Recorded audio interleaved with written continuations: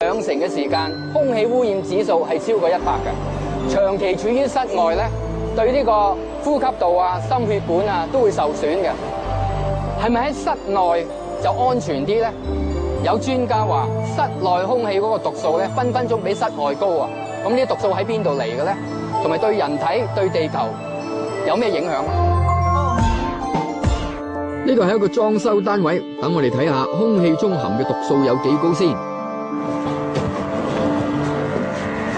呢度係幾多？而家呢度量出嚟咧係超過1萬個 ppb。但係政府話261，而家1萬，咁就肯定唔可以喺呢度生存。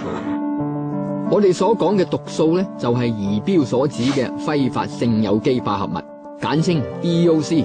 好多家私同裝修用料咧，譬如油漆同埋黏合劑等，都會釋放呢類有害嘅氣體啊。喺家居常見咧就有幾十種，部分毒性仲好高。性有機濃度化合物嘅濃度咧係261，咁我哋發現有部分嘅 BB 房咧可以去到成5000幾，哇，係高出成數以十倍計。KC 又話咧，香港人中意閂窗嘆冷氣，令到啲毒素冇辦法揮發期一般可以長達3至5年嘅。最長我哋見過5年，都仲存喺個櫃桶裏邊。咁有咩問題咧？其實當個櫃桶一拉開咧，揮發性有機化物就會飄出嚟。就算你唔拉開，其實會滲落你嗰啲衣服嗰度。咁你當着住喺身度，又再着出街，咁或者係着喺個 BB 仔個身上邊 ，BB 仔會成日聞到嗰陣味。裝修原來可以令家居變成慢性毒氣室啊！你都咪話唔驚，但係對於板材咧就冇法例去規管啦。我哋去過灣仔旺考察過，有裝修公司標榜咧出售低甲醛嘅板材啊，但係就提供唔到任何產品認證。哇！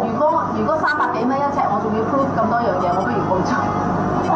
但佢就咁講依一，攞張證書出嚟咯，使乜講咁多嘢啫？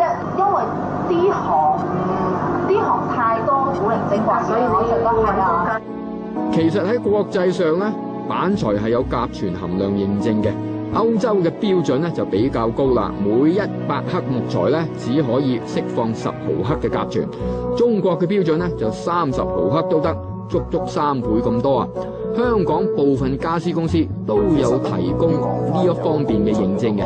除此之外咧，亦有保護熱帶雨林嘅認證喎，確保製造家具嘅過程咧唔會濫伐樹木啊。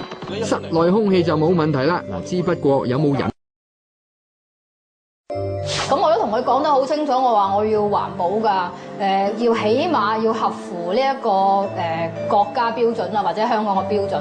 咁佢又話俾我聽，呢個係啲乜乜板，咁咪係合晒標準嘅。